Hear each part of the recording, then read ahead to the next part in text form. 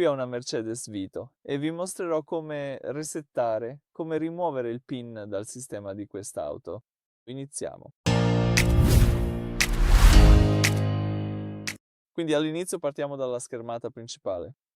Qui scorriamo verso sinistra finché non vediamo le impostazioni. Dalle impostazioni selezioniamo qui la scheda sistema proprio qui. Poi utilizziamo questo menu a sinistra e selezioniamo protezione dei dati.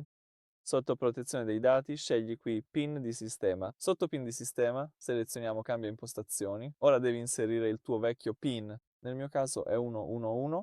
Tocca OK e il gioco è fatto. Adesso hai appena rimosso il tuo PIN.